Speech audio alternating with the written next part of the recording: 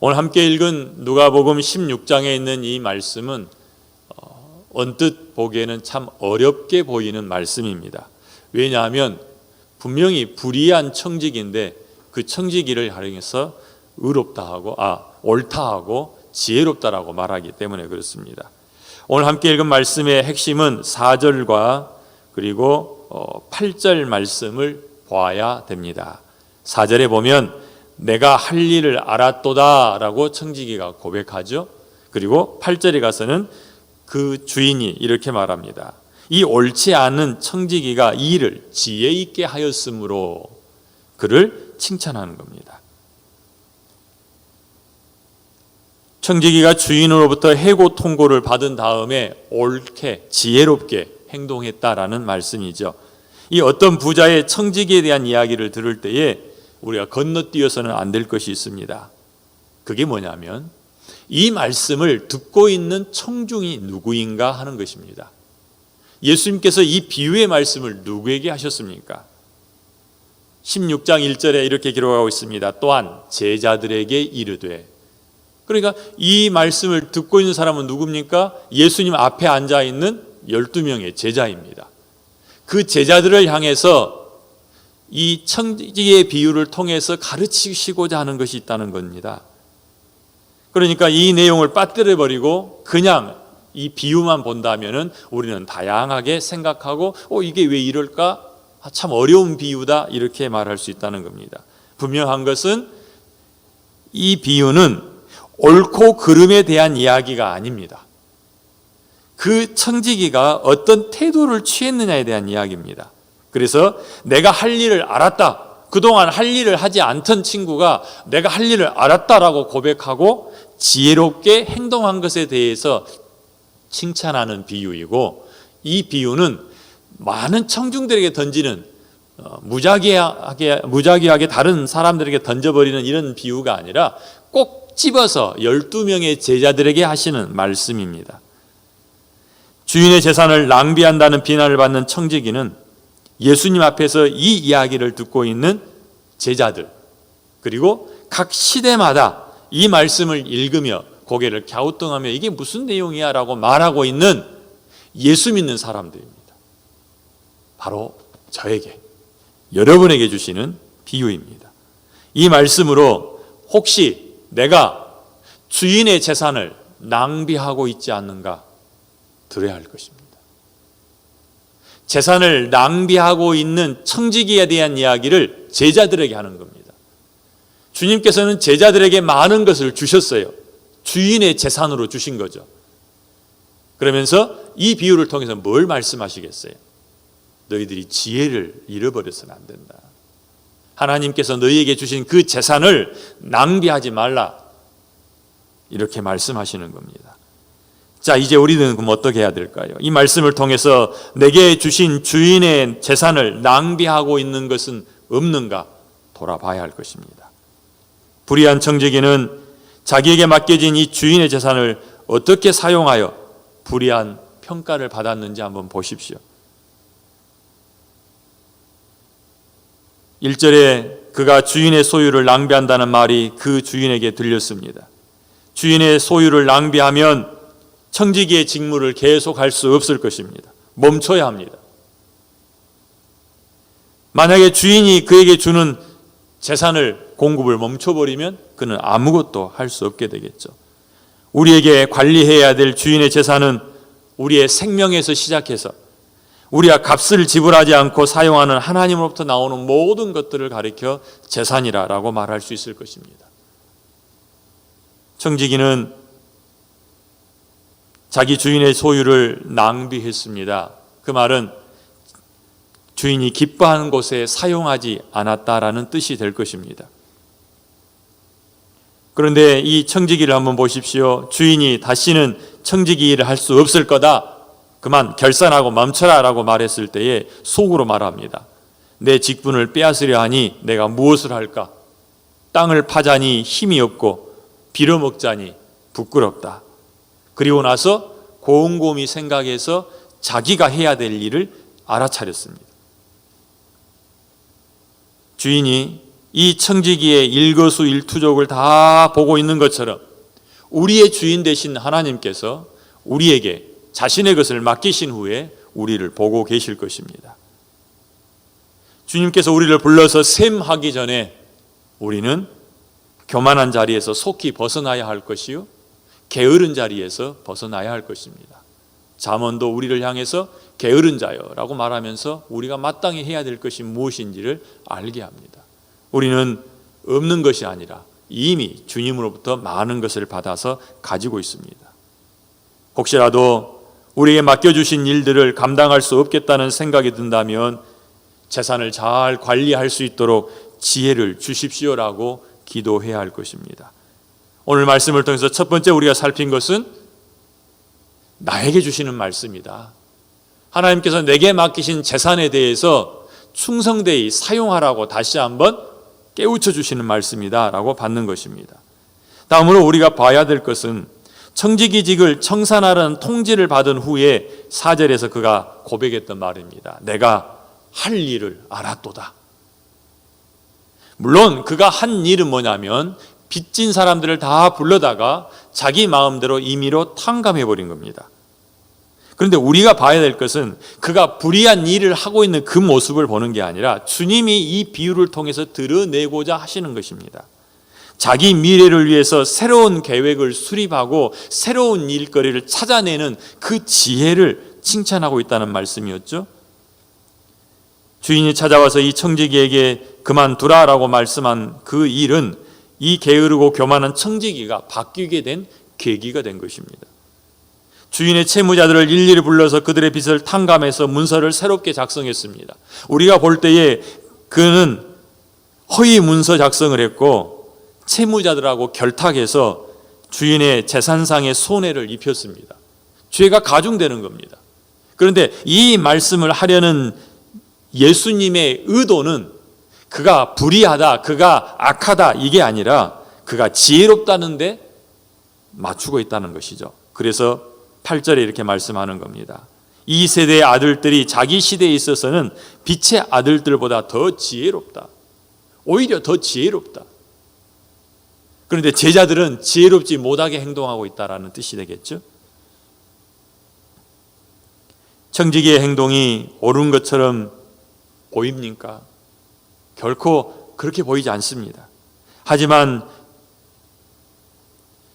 우리는 이 청지기를 통해서 우리 자신을 볼 수 있어야 됩니다. 주님도 물론 그가 옳다라고 말하지 않습니다. 죄와 타협하지 않으시고 죄를 인정하시지 않는 주님께서는 그가 옳다라고 결코 말씀하지 않습니다.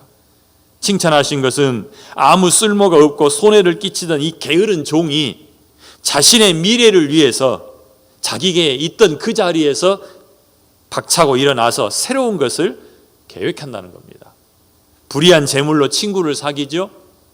그리고 자기의 앞길을 계획하고 대책을 세웁니다. 그 부분을 칭찬하신 겁니다.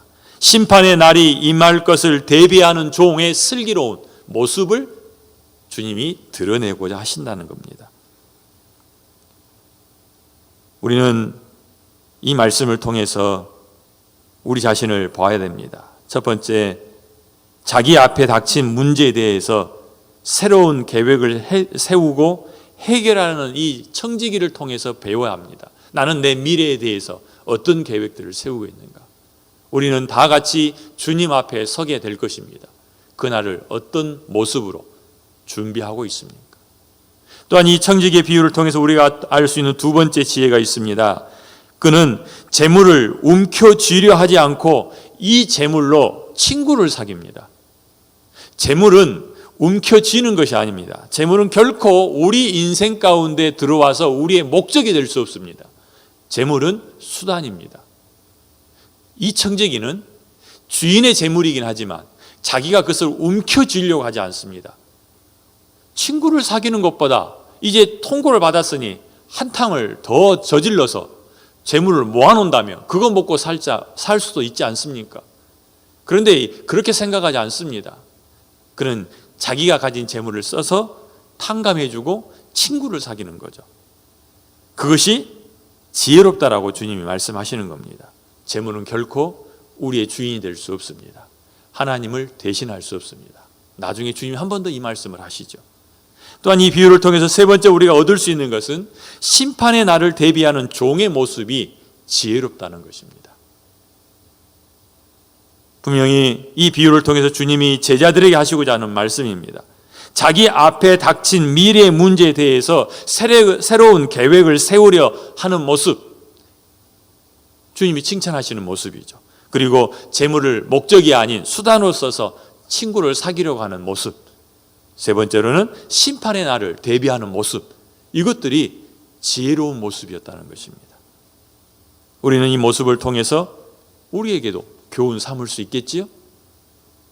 주님이 우리를 보면서 이 비유를 통해서 우리에게 말씀하시고자 하는 게 있습니다. 너는 미래를 준비하고 있느냐?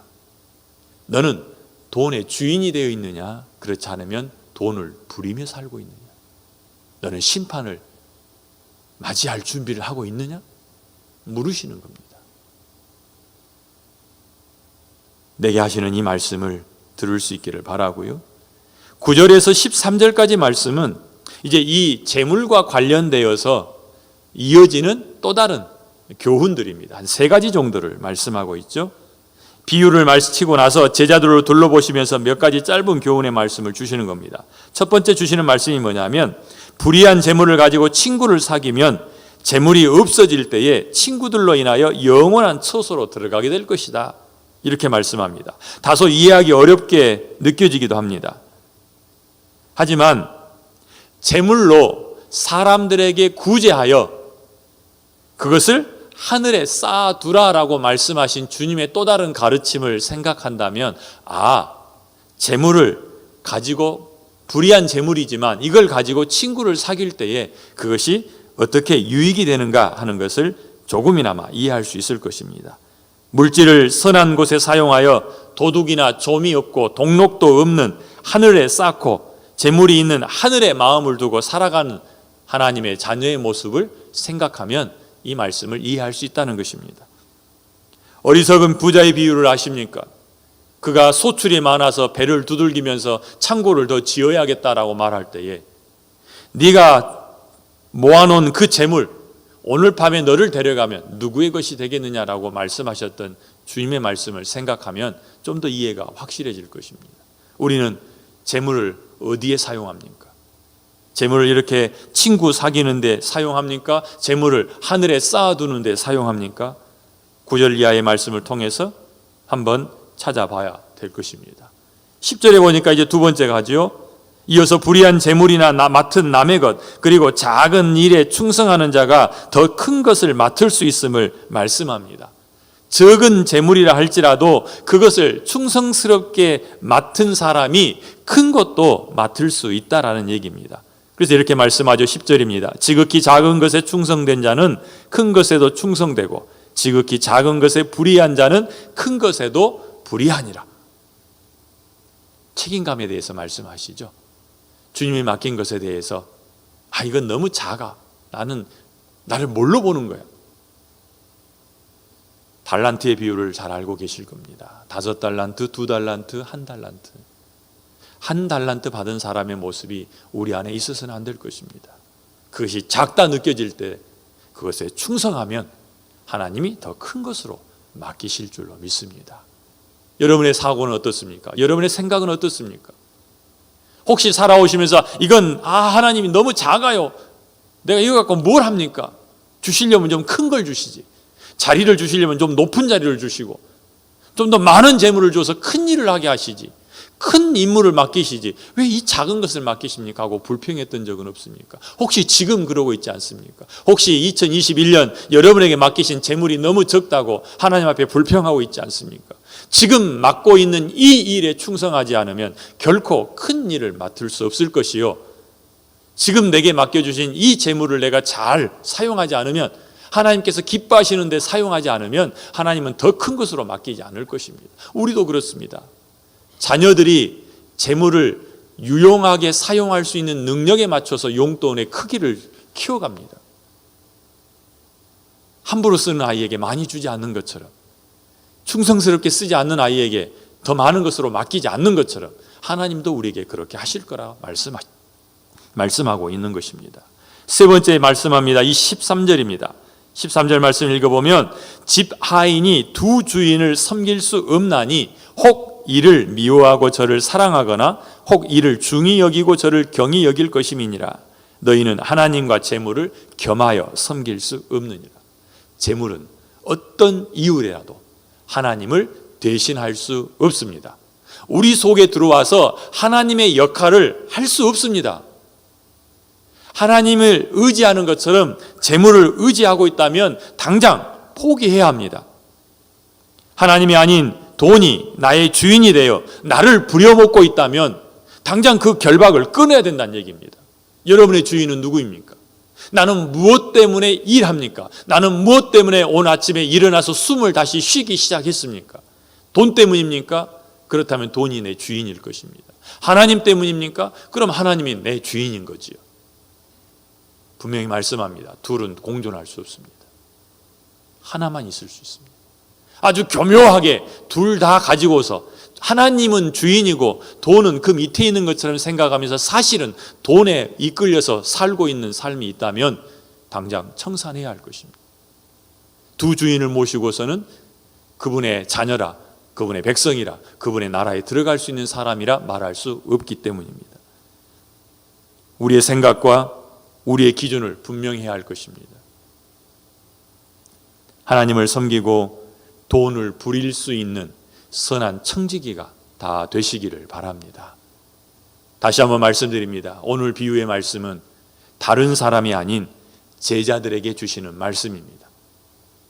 사도행전에서는 예수를 믿는 모든 사람들을 가리켜서 제자라고 말합니다. 예수를 주로 고백하면 제자입니다. 우리는 제자 그러면 특별히 12명, 그리고 사도, 특별한 사람들만 제자라고 생각할 수 있는데 그렇지 않습니다. 예수를 주로 고백하면 내가 제자입니다. 내게 주시는 말씀입니다. 아멘으로 받으시기를 바랍니다. 기도하겠습니다. 하나님 감사합니다. 제자들에게 주시는 이 말씀을 오늘 내게 주시는 말씀으로 받습니다. 하나님, 내 안에 어떤 생각들을 가지고 살아가는지 이 비유를 통해서 다시 한번 볼 수 있게 하여 주시옵소서. 나는 내 앞에 닥친 문제에 대해 새로운 계획들을 세우고 해결하려는 모습이 있습니까? 내 미래를 준비하는 모습이 있습니까? 나는 재물을 움켜쥐려 합니까? 재물을 사용하려 합니까? 하나님 보게 하여 주시고 심판의 날을 대비하는 지혜로운 청지기가 되게 하여 주시옵소서. 예수님 이름으로 기도합니다. 아멘.